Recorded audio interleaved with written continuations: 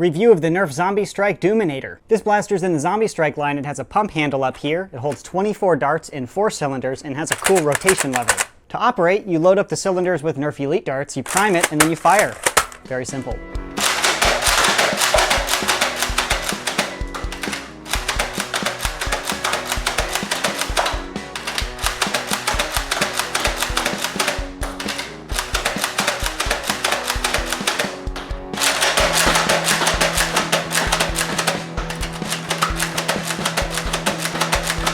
Slam fire.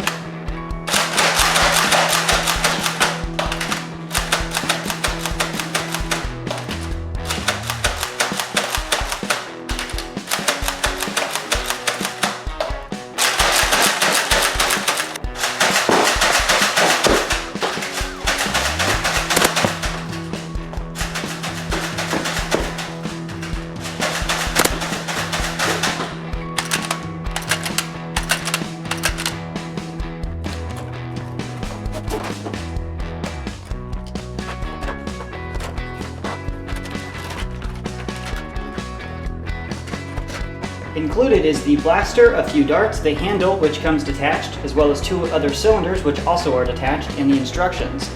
Installing the cylinder, pretty straightforward, and the handle is a simple threading system, so it allows you to thread it right in there. So now we'll go over the externals and the operation in a bit more detail. Starting up with the front, it does not have an in-strike attachment nozzle, so you cannot put on attachments. This gray piece is the priming handle, and over here I have the priming handle attached. This part is actually just threaded into the plastic, so you can unthread it like that. There are threads on the left side, the bottom, and the right. This allows you to put the priming handle on either side or underneath. This is nice depending on how you decide to use the blaster. If you want to shoulder it, it might be more functional in the bottom. Lefties can put it over here, and righties can put it over here. It is worth noting, in the primed form, this handle is very close to this plastic edge, just like the Roto Fury. I personally ran my hand into the plastic here, and it hurt a little bit. Because of that tight tolerance, I would say it's a design flaw. I would personally recommend putting the handle on one of the sides. Moving back, there's an in-strike tack rail up here for optics or whatever. And then down here, this whole mess is your ammo. It holds 6 darts in each cylinder, and there are 4 cylinders total, holding 24 Nerf darts. It only fires out of 1 at a time, this top one here, and then after you run out of ammo on that one, you pull this handle down here, and it loads in the next cylinder. And then of course you fire, and then you can load through all of them. Moving down to this priming handle, there are 2 loops which allow you to loop your fingers in. I have an above average hand length and size because I'm an adult and a tall one at that, so it's no problem for me at all. But I can see somebody with a very small hand, maybe under 10 years old, having maybe a tricky time getting their fingers in there in order to rotate the cylinders. Then moving back to the handle itself is pretty comfortable. It is well sized, however this stock piece interferes with the ergonomics catastrophically. Anytime you have a thumb hole stock or something and then like a hole where your thumb goes, thumb hole stock, the more you know. But with this design, you're going to have some issues with your wrist bumping into this stock. My issue with this is the fact that this stock doesn't do anything helpful at all. But beyond that, this is a sling mount, and from that, nothing else is really going on the externals back there. The firing velocity averaged over 10 darts is 68 feet per second, which is about average, but a little bit under the average, to be honest, by a few feet per second. A few feet per second is not going to make or break the gun's performance, but it is worth noting that it shoots a little softer than some other competitors. Now to my opinion of the Doominator. Overall, I have a pretty mixed opinion.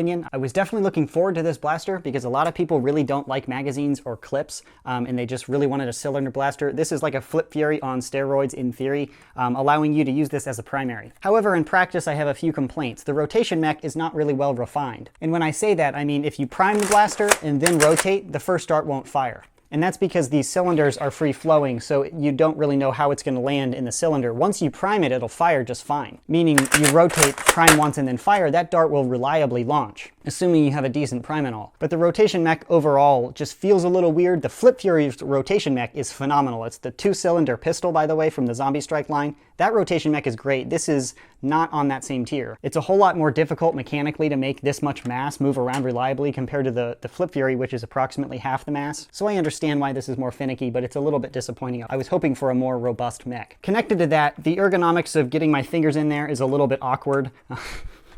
Get it? Get it? Do you get it? But I can't complain too much because I'm not the target market. I'm over 6'3" in height, so my fingers are stupidly long. I can't really complain because I can do it just fine, but it is just awkward. The priming grip is surprisingly comfortable. I do have to compliment that, and I definitely like the modular ability to move it to the bottom or the sides. I don't think the bottom is really functional because it moves in so close to this area here. And just like the Roto Fury, when you pump fast, your thumb is going to ram into the plastic and it's just uncomfortable. And while I'm out there slaying zombies all day, every day, just flinging foam, I don't want to be thinking about smashing my hand into my own blaster in friendly fire killing myself. That sucks. But the problem is almost irrelevant since I can just put it over to the side. Getting to my least favorite part of this blaster, this stock.